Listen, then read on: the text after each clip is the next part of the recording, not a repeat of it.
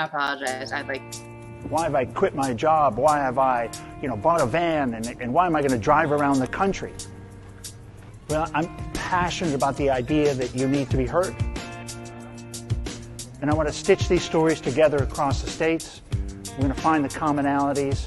And it's going to be really an amazing experience. And I look forward to you joining me on the jar.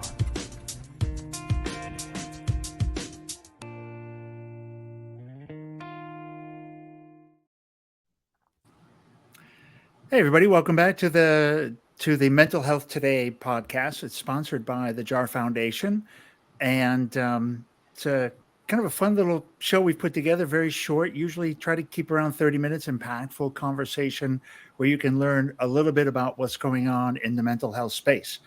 I've got Damian and Brianna today. So our guests, we got some cool, I think we got some cool information coming your way. So, and it's fun too, because we've got two guests, which makes it a little bit even more, condensed into 30 minutes. We've got a lot more content in a funny kind of a way. Okay, Damian, Brianna, what's going on? Who are you in the mental health space? How did you get here? What's happening? Hey, Ken, how are you? Yeah, good. Loaded, right? I mean, really loaded. I'd start it right off, right? Get it, Damian. Go for it. Start it right off. I mean, this is great. Thanks for having us, Ken. I mean, this is a great opportunity for us to kind of, talk about what we're doing, but to be a part of a really cool community of other people on this podcast. We've checked them out. I mean, it's really great to be here. So thanks. Yeah, absolutely. That. Well, you're doing some cool stuff. Yeah. Right. Yeah. So I'm Damian Salas, and I'm the co-founder of GREW, and GREW stands for Growing Resiliency and Entrepreneurial Wellness. And GREW is a part of a practice called Open Mind Psychological, which was founded by Brianna Matey. And so I joined Open Mind Psychological in May of 2020.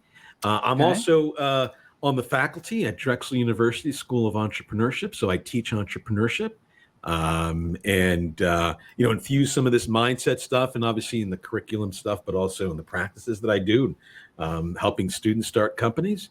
Before that, I spent 23 years in mental health, in HR, and doing performance reviews. I'm sure the dreaded performance review, and leading all those HR things. Damian, we forgive you, my friend. Thank you. I appreciate that. And so I'm also a dad. I'm also a husband and a musician. What's happening? That's a little bit about Brianna. Yeah. So I'm Brianna Matey. I am a clinical psychologist by trade, but also mom and lover of outside and all that kind of good stuff.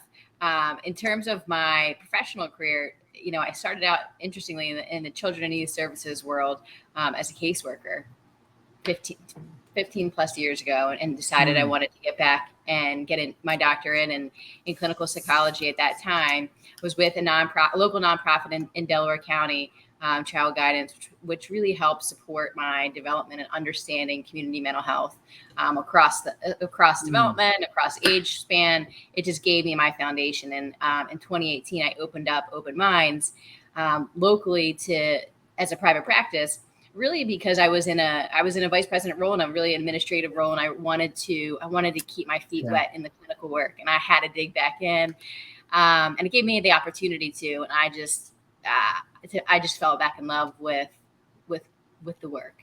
And I opened up in 2018 and then brought Amy and Damian and some others along their way the past couple of years. And we're up to 10 clinicians and out doing a lot of good stuff and working really hard I was with a 4-year-old to a 55-year-old today. So we do a little bit of everything and lots of different hats, but just really passionate about mental health and connecting in the community, doing lots of different things. So, and Damian keeps me on my toes doing this work and really pushing outside just the mental health community, and pushing outside and looking at mental health across the bandwidth of different professions, which has been really, really fulfilling.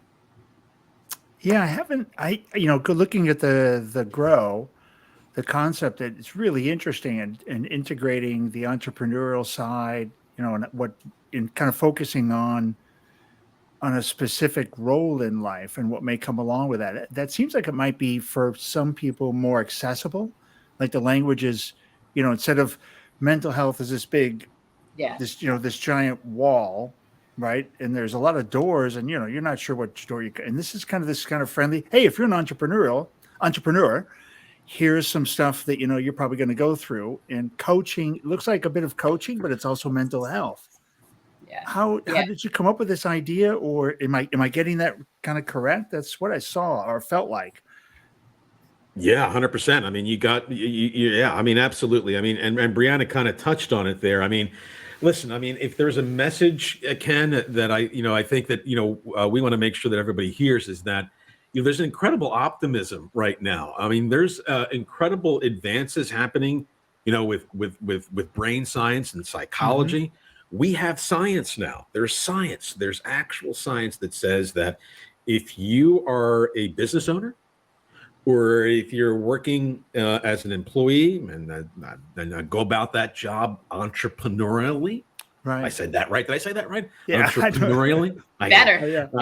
Better say that right. Exactly. You're a professor. There's science to say, though, that, you're more likely to be affected by mental health than if you weren't an entrepreneur. So that's the science, right? Oh, goodness. And so, yeah, I mean, so, and that, I mean, think about the implications of that, though, right, Ken? I mean, think of just recently the pandemic, right? I mean, in 2020, we all went through the pandemic, and we heard that there was a skyrocketing of startups. I mean, people started their companies from every room in their house, right? Those individuals, some of them came in thinking that, okay, I'm going to do this and I'm going to build my idea out. It's exciting. I'm going to make money or serve a mission, whatever it was that they wanted to do. And right now they could be feeling the effects of, some mental health. And so, and so we came up with this. I mean, we clearly, Brianna's background working in not-for-profit mental health, being a psychologist, and my work, with startup and helping, students and particularly, decide about an entrepreneurial career. It really just came together. I mean, it really just, we had a eureka moment, right? Where clearly we have the passion to help people. And there's a lot of people right now that are doing some work, meaningful work, and maybe they don't realize that some of the things that they're doing is affecting the performance of not only themselves, but also of their company, right? And so, yeah, I mean, so there's this science, the practice around mental health is really starting to ramp up. We're seeing more and more, models out there similar to ours that are looking at this very specific populations like ours, like Brianna mentioned, children and family populations, and there's psychological models clearly, and more importantly, practices within those specific populations. The entrepreneurial population is just starting to ramp up. We're seeing more and more, models, again, psychological models out there that are really trying to address a population of individuals that may or may not even know that why they're not growing their company, or why they're feeling this way. If it's anxiety or depression, they're kind of interconnected, right? Yeah, very interesting. Yeah, and impacting that performance. And I think to Damian's point, like, not only they might not be aware, right? They might think it's normal. Damian and I talked about that startup. Oh yeah, for sure. It's normalizing. Like, I'm not. Right. I haven't slept in a week, right? And yet I'm snapping at my family members or at the person I'm working with, and I'm not making a decision because I got decision fatigue because I haven't eaten and I haven't been sleeping. But that's normal, right? Like, that's actually not normal. Like, right. We actually could up that performance. We can help support executive functioning and some of these cognitive distortions and help regulating differently and see that performance improve, right? See the experience of the excitement, as Ken, I'm sure you have experienced the excitement of the startup and the growth and just maintenance stage of being a part of a business and being a part of something that's fulfilling and helping to find that, back to the point of positive psychology, helping to find that and really rolling with that to fill that person's cup, right? Rather than sitting in burnout. right? Rather than sitting in the distortions or thinking that, yeah, this is normal. This is okay that I'm in this startup grind, and this is where I'm at. I could totally see people saying that. Totally. Yeah. We do. I mean, everybody, it's a part of the culture, and I mean, honestly, and listen, I mean, this is great. I mean, we're talking about this because, in some respects, when I entered the academic entrepreneurship space, I had no idea about this research. The research wasn't there yet. But now that I'm there, I'm kind of like, gee, I got to do. I mean, this is my background in, community mental health, not-for-profit mental health, where, we're working with individuals with severe psychiatric disabilities or addictions or homelessness that are on the very bottom of the economic ladder, right? I mean, we're talking about, again, supporting lots of individuals who need that. I said, and that's where I learned business. I mean, that's what I did, HR, as I keep saying. We had to do something. We were like, okay, we have this information. We can't just sit on it. So that's when, we got together, the three of us, as Brianna just mentioned, and said, okay, how do we develop a real model, right, that can actually address this and be based in evidence, an evidence-informed model that can address some of these issues and hopefully make impact in people's lives. And to Damian's point, like, I'm just going to say this. When we first started, look, when Damian came to me and said, this is a problem. I said, let me actually check this out, right? Like, give me a second. Right? I got my own data. Give me a second. And I looked at the research, and I was looking at, there was one study that I could find from the World Health Organization in Turkey at the time. And I said, this could be a problem, right? And but then I saw how they build out the solution in this article, or in this research project. Honestly, they got money. The World Health Organization put money in this entrepreneurial work in Turkey to see how their mental health can improve, and it was based in cognitive behavior therapy. And I said, Damian, that's what we do. Like that's what I went. That's what I got my doctorate in. Is cognitive behavior therapy, right? Like is this model. I said that is interesting to me, but I can understand that, right? So because we think when we hear the word mental health, we associate it to the stigma of certain diagnoses or certain experiences. That doesn't necessarily mean that that's what mental health is, right? That's not and the buck doesn't stop there, right? People go through different experiences that impact the way that they see the world and the way that they experience things around them. And that's exactly what I was seeing in some of the research the very little research that we were finding at that time, is that cognitive behavior therapy and techniques around what we're doing, which is more than, you hear about executive coaching coaching and life coaching, which is, it's all wonderful, but it's a different approach. It is applying cognitive behavior therapy to this experience of the startup, the maintenance, the ongoing experiences that are different than just somebody who is navigating in a traditional job, right? In a traditional, more of a traditional setting. And it's important that people who can support those, it was just really important for us. So the more and more I looked at it, I was like, I think that there's something missing here. Yeah.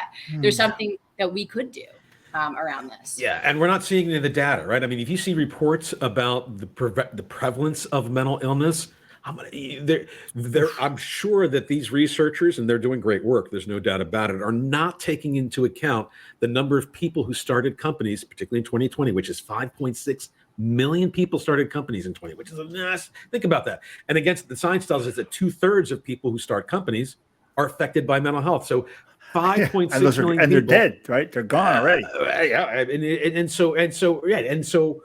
And as Brianna just mentioned, right? I mean, executive coaching really is centered on the organization, right? Solving the problem for the organization, or at least looking at solving the problem by looking at the organization. Where our approach, we started with the question is, how can we help the individual? Yes, totally. And when we help the individual, again, take a psychological approach to it, psychology approach to it, versus an industrial psychology approach to it, you come from it from a different, you come about it from a different perspective. And clearly those individuals work within organizations, if it's a startup, if it's a small business, or if it's a large business, and that's what we're doing. Impacting those guys and gals, of course. Yeah, And, I really, and I would say the yeah, go university ahead. level. Well, sorry, Ken. I was Yeah. going to say, I think that some of the work that we're starting to do, we were out at Temple University last week with students, and some of these universities are just experiencing. And obviously, I'll speak for Damian because this is what he literally does, right? Like they might have dollars associated to competitions, and students falling apart. Students not being able to see things to fruition because they are struggling, both navigating academics and managing a competition and trying to start up. So it's also like, I think I pushed Dave, like, even though Damian's in the academic world, like we started in just the idea of like small business. And I said, I think that like we got to be thinking about these college age kids too, who are going to be and continue to be the future of startups too one day, and getting out, because what if we don't give them what they need in that initial stage, that they're getting out of it, and they're never even truly launching post college into things. So we've been doing some workshops for some local universities around us, and that has been great. Like that has been just a wonderful connection too, to help support and see some of these students really connecting with supporting their own mental health and their own needs to balance out academics and the pressures of trying to do startup and during college. I think it's just great that you've got a way for people to, who are running a business, and a way for them to reference what's happening with them, right? Their feelings or emotions as they're going through the business, and just make that connection to how it's impacting the business. 100%. So, I know that this is the way I'm feeling or behaving, and it's like, whoa, I match up to that behavior. Okay, what is that? You said that's right. A yellow flag for what? Oh, yeah, that's kind of me. And that is, I do see how that's kind of impacting. And you're not going to get that from coaching. The coaching comes from a different angle, right? Totally. Even if it's personal coaching, you're not really looking at matching up the emotion side of it. No. And what's going on in your head.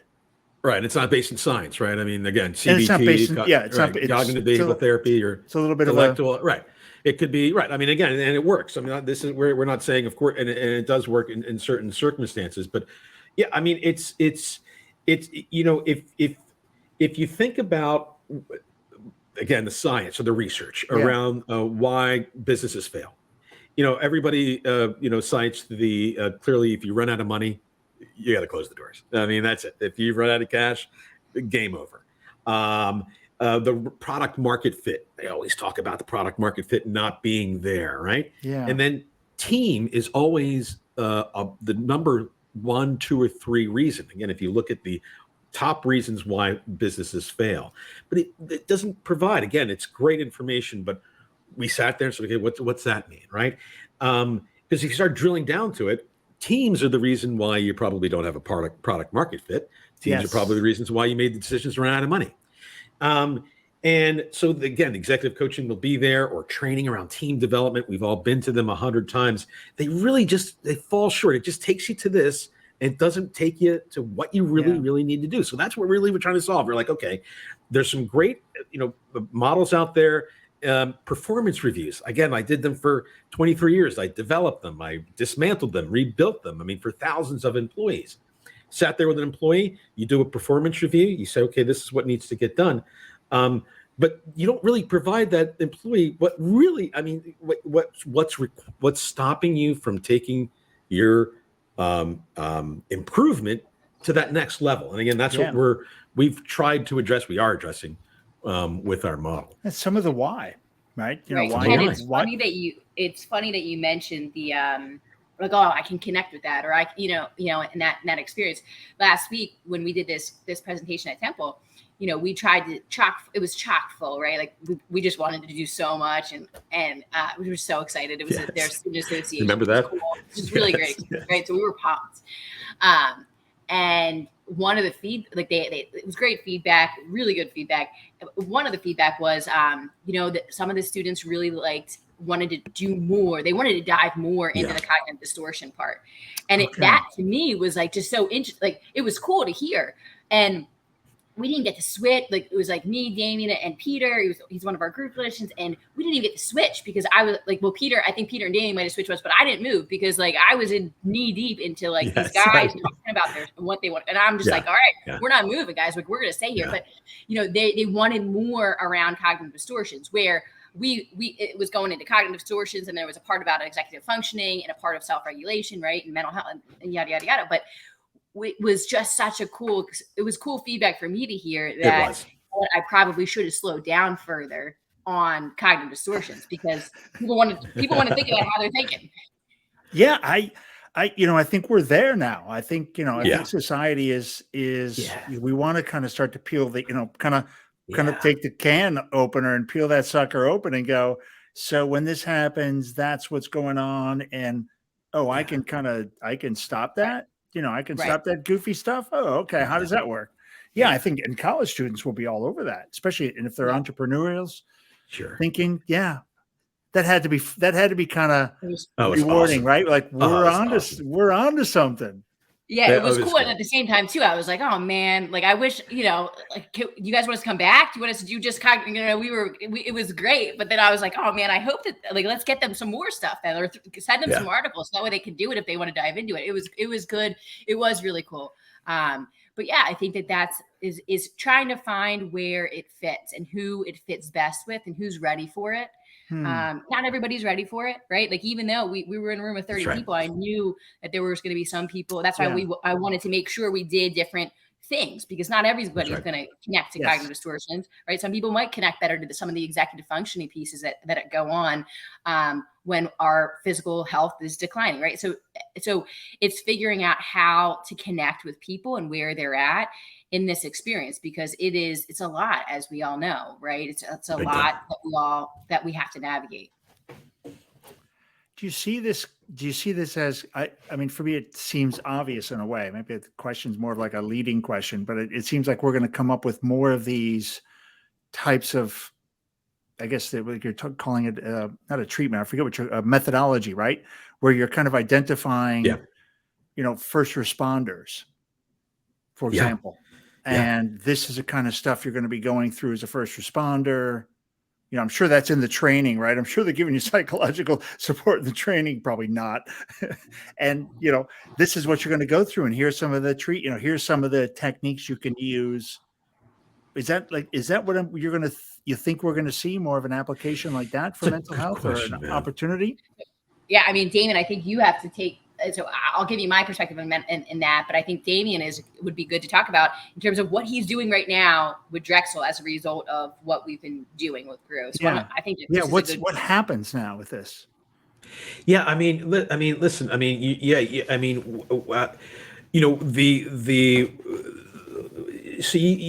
there is for sure. Sorry, I'm there's a lot in my brain right now. It's all trying to get out at once.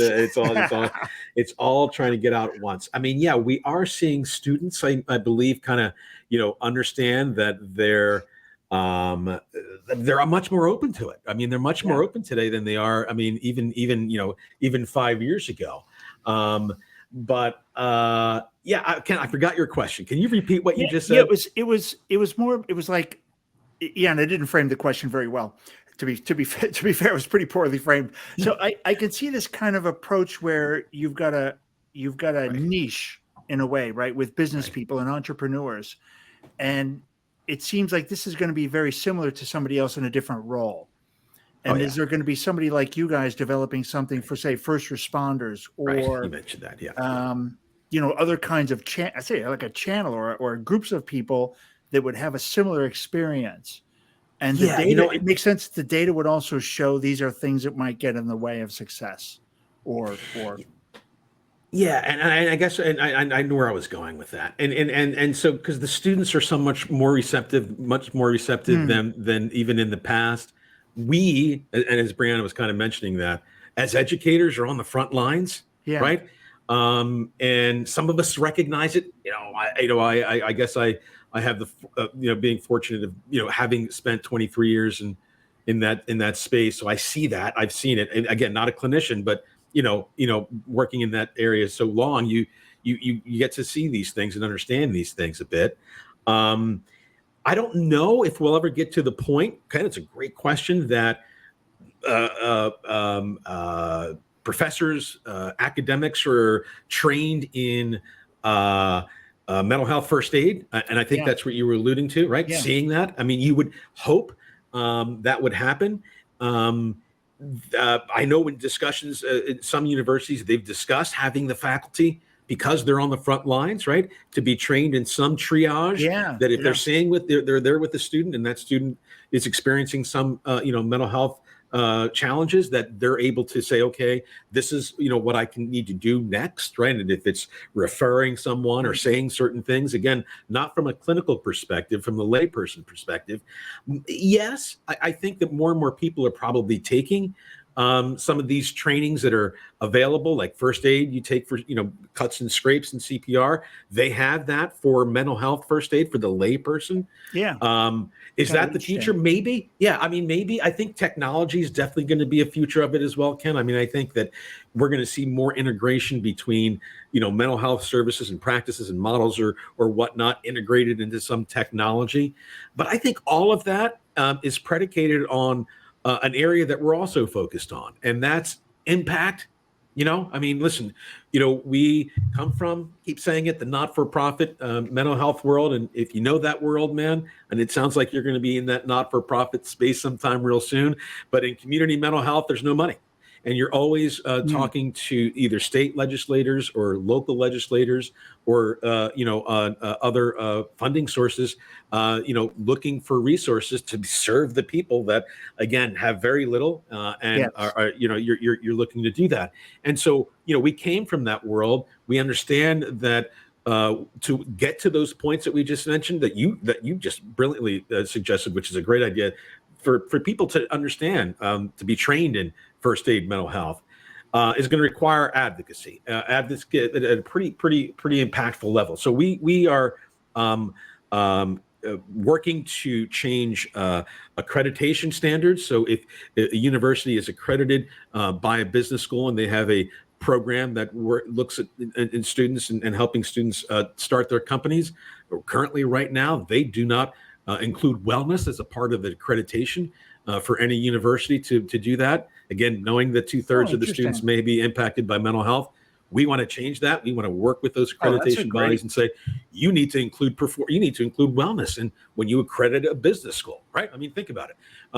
We want to impact best practices as well. We want to go to companies and say, your policies and performance reviews should include just something. I mean, your employees are asking for it. Their EAPs are now very, very they've expanded the EAP services, employee assistance program. Let's take that to the next level, and let's talk about how you impact, and talk about how you rate your employees and how you improve their performance with some positive mental health. So these are the go ahead, Brianna. Damian, I'm going to pause you real quick and of course interrupt you. But the EAPs is like that. That's the interesting piece. That's what I was going to say. Is like Ken is like I don't. I think that there will be replications of mental health first aid in different places. I absolutely do for different populations.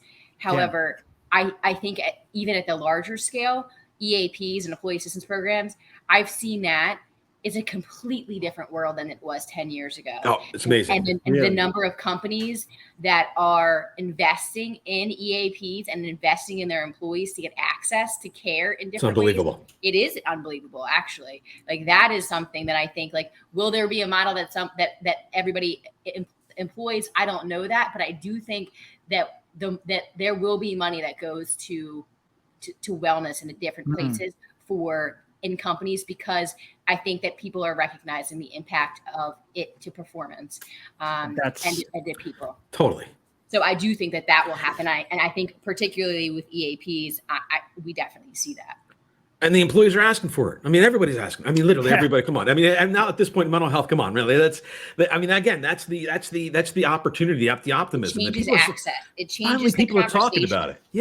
People are talking about mental health everywhere. Businesses, entrepreneurship, schools, everywhere.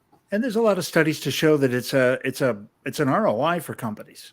Yeah. Right. There's a massive ROI on business performance. Yeah. For every dollar you spend, you get it back in business performance, and even simply probably the break even is abstinence. Just Yeah. people not calling in sick, people Yeah. not getting sick. I mean, first off, Yeah. is Right. you're having a tough, you may not be able to go to work, and you're going to call in sick, and it's a mental health sickness, right? You're not physically ill, but you've got a day where you can't come to work. You need time off. And then, if it's really bad and you're able to sustain coming to work over time, you're going to get physically ill. Yeah. And 100%. that's a big cost to the employer right there. But I think just the absence part, Yeah. and is probably a break even for whatever money they spend. After that, you're getting really happy, more, hopefully happier, definitely better functioning and better humans to each other. Yeah. I mean, the workplace is an enormous source of stress for people. It is. It is, particularly today, right? Yeah, it's particularly today. How about some closing thoughts? I mean, it's been very interesting to learn. I mean, I think for people listening, to hear what you're doing, this is a really cool spot and a place, kind of a space to watch, I think, as far as it being developed and further looking and connecting the two, and knowing that if I'm an employee, if I'm an entrepreneur, these are the kind of things I'm going to be facing, and here's some yellow flags. 100%. Yeah. So I think maybe, I think you almost had some closing thoughts with the integration of employee welfare, those programs, in what you're doing. What do you think the space looks like in the next, and maybe also too, how do people find you? So maybe those two things, what does it look like what does your space look like? What does the company look like? What do you want to do? And how do people find you? Yeah, I mean, let's start with how do people find us? It's www.openmindpsychological.com. You can go there. I know it's a big one there, but you can find us there for sure. And please, reach out to us and give us some feedback. That would be wonderful. I kind of alluded to it a little bit there, Ken. There's going to be some technology, right? I mean, with artificial intelligence, we don't know what ultimately is going to play out as it relates to providing services and best practices in what we're doing. I think that in terms of the business, I see it growing for sure. I think it expanding out to helping those institutions of higher learning better provide resources to their students. It's the same idea, that is that when you have students that are focusing on their positive mental health, it's going to impact their community, which is going to create a stronger community, and it's going to create retention within those students, and they're going to hopefully perform better within their business and lower that failure rate that we hear often about businesses. So maybe future businesses, if you ask me, 5 years from now, I think we will impact failures of companies. I think I hope all of us that are doing all this work, and there's a bunch of us doing it, start really kind of chipping away at this mindset that people have about startup being a grind and being stress. Yeah. There's going to be stress, man. There's no doubt about it. I'm not going to say it's not going to be stress-free, but to learn how to manage that stress when you're dealing with, finding money or, having to find customers or whatever it is that you're doing with the business, there's people taking care of that and addressing that now. And I think it's super exciting. Yeah, really cool. Watch your sleep, watch your eating, physical health, mental health, they all go aligned. I think understanding how our thoughts and our emotions impact our behaviors are huge. And just knowing that there's support out there, whether it is through reading and learning more on your own, or connecting with somebody for sure, but not sitting with it by yourself, for sure. Yeah, I talk a lot about that sometimes, with different, sometimes this show and sometimes the other, the podcast, about people talk about it quite often. If you're in the dark, and I think that's entrepreneurs included, reach out, right? If it's dark, spread your fingers out and put your arms out and, touch somebody, because there's somebody else out there either lost or there's probably help. Like I think what you guys are doing, I just love the whole concept around that. The integration, bringing those ideas, bringing everything together, and being able to articulate it for entrepreneurs so they can, at least understand what their feeling's normal, what they're going through is pretty common, and there's ways, and there are, say, not treatments, but there's behaviors, there's ways to kind of interrupt those thoughts and to kind of manage them and turn them into the right behaviors. Cool stuff. Yeah. Thank you. Very cool stuff. Thanks, Ken. Yeah. Thanks so much, Brianna. Thanks so much, Damian. For being a part of the show, being part of the fabric. Just hang on. I'm going to throw a little commercial up, say goodbye to everybody, and I'll see you on the other side. Thanks. All right. Thank you. Thanks. Yeah, loose, baby. We're about to go and make this vessel with these great professionals in public glass. We're not part of the community, but we're from the outer family of glass blowing. Yeah, we're gonna go make a magical giant jar with optic lenses so that if you turn it, it changes all the time. So if you change the way you look at things, the things you look at change. Mirror, eye to eye with a man.